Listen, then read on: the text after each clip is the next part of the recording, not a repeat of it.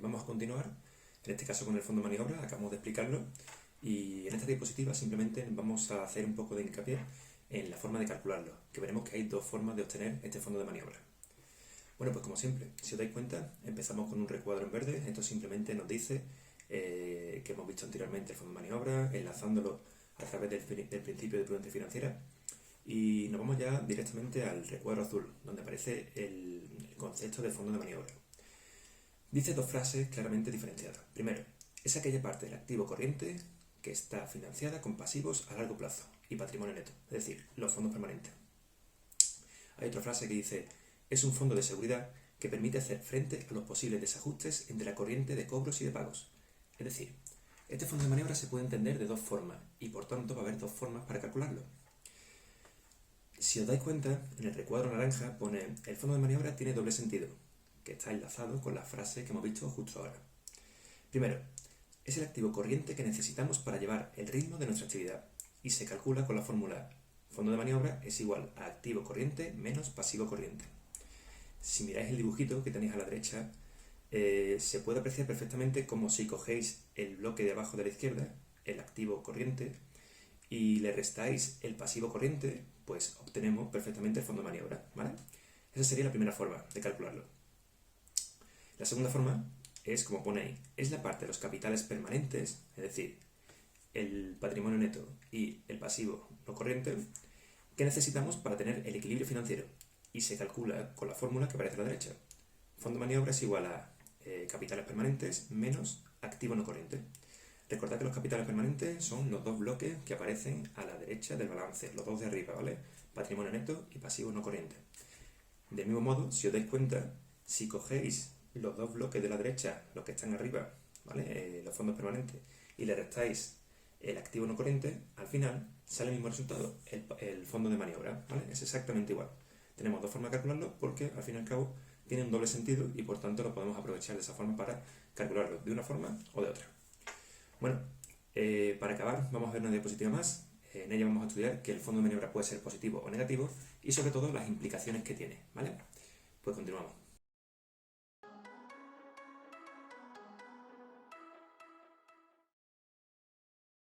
Vamos a analizar qué significa que una empresa tenga un fondo de maniobra positivo y un fondo de maniobra negativo, las implicaciones que tiene. Mira, en principio parece razonable que una empresa que tiene un fondo de maniobra positivo pues pueda hacer frente a sus pagos más importantes o más urgentes, y que una empresa que tenga un fondo de maniobra negativo, en principio no va a poder hacer frente a todos los pagos que tiene a menos de un año, a corto plazo, los del pasivo corriente.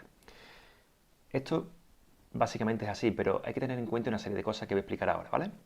Mira, si leéis el apartado A, dice que un fondo de maniobra positivo, aquel en el que el activo corriente es mayor que el pasivo corriente, decimos que cuando esto ocurre existe un equilibrio financiero y por supuesto dice que la empresa puede desarrollar su actividad con normalidad incluso aunque haya retrasos en los cobros. Esto suele ser así, como hemos dicho, pero puede haber alguna serie de casos en los que no sea así. Os pongo un ejemplo. Imagina que tenemos un activo corriente en el que todo es disponible, 10.000 euros, y un pasivo corriente en el que tenemos deudas con proveedores de 7.000. En esa situación no hay problema porque tenemos ya dinero líquido y tenemos un fondo de maniobra de 3.000 euros, ¿vale? Pero suponed otro ejemplo en el que tenemos que el activo corriente está formado únicamente por mercaderías y por clientes, 5.000 y 5.000. Y que tenemos de nuevo una deuda con proveedores de 7.000, ¿vale? En este caso, en principio, tenemos un fondo de maniobra también de 3.000 como antes, pero puede ocurrir que si los clientes no me pagan o no vendo todas las mercancías, pues no pueda pagar este pasivo corriente, ¿vale? Eso es lo que os quiero comentar, que cuando dé un ejercicio que el fondo de maniobra es positivo, digáis que en principio la empresa no va a tener problema para hacer frente a sus pagos más inmediatos, pero puede ocurrir que los clientes no paguen o que no vendamos toda la mercadería, ¿vale? Tenedlo en cuenta. La segunda cosa que os quiero decir está relacionado con el fondo de maniobra negativo. Y en principio, como pone aquí, cuando una empresa tiene fondo de maniobra negativo, decimos que existe un desequilibrio financiero. Es decir, la empresa puede tener problemas para hacer frente a sus pagos más inmediatos. Parece lógico. Si el activo corriente es más pequeño que el pasivo corriente, parece que hay un problema, ¿vale? Pero, si os dais cuenta, abajo del todo aparece un recuadro que quiero que lo leáis con mucha atención. Dice, sin embargo, hay empresas que pueden funcionar con un fondo de maniobra negativo, como los supermercados, que compran a crédito, es decir, con créditos comerciales, aplazan el pago, 3 meses por ejemplo, y venden el producto antes del plazo pactado con su proveedor. Es decir, que yo compro un producto a mi proveedor, le digo que se lo voy a pagar a 3 meses y ese producto que ya lo tengo lo vendo y lo cobro en 2 meses, por ejemplo. En ese caso no hay ningún problema. Vamos a analizarlo con una suposición de un balance de situación. Mira, imagina que tenemos pues, el capital, 3.000 euros, con maquinaria, 3.000 euros. Tenemos una deuda con proveedores de inmovilizado de 2.000 euros en el pasivo corriente a corto plazo y por tanto tenemos nuestro mobiliario en el activo no corriente de 2.000 euros también. Y de pronto compramos a nuestro proveedor, le debemos 1.000 euros, lo dejamos a deber con un crédito comercial y tenemos existencias de 1.000 euros. Estaría todo cuadrado, pero parece que hay un desequilibrio financiero, porque el pasivo corriente es mayor que el activo corriente. Eso es así, pero mirad, la empresa, si hiciéramos el cálculo del fondo de maniobra en ese caso, nos daría que el fondo de maniobra es negativo. Pero si la empresa, en ese momento que parece que tiene problemas de liquidez, vende todos sus productos, antes de tener que pagar esa deuda con los proveedores, va a recibir dinero, ¿vale?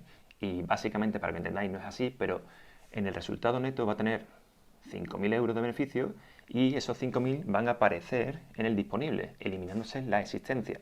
Por tanto, tendríamos ya un activo corriente que supera, por supuesto, el pasivo corriente, ¿vale? Es un ejemplo para que lo entendáis, eso realmente no se hace así, pero creo que así lo vais a tener mucho más claro qué significa esa frase que aparece ahí abajo, ¿vale?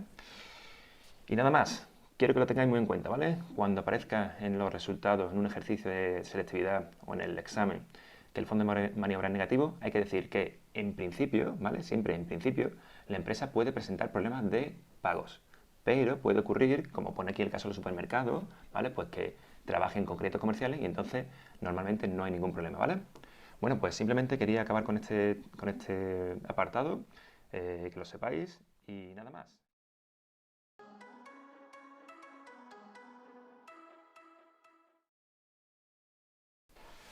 Bueno, pues ya vamos a acabar este segundo vídeo del tema 10. En este caso vamos a explicar las distintas situaciones financieras que puede atravesar una empresa y antes de eso vamos a empezar recordando que en la diapositiva anterior hemos visto que la empresa se podía encontrar o en equilibrio financiero o en desequilibrio financiero, en función de que su fondo de maniobra fuera positivo o negativo.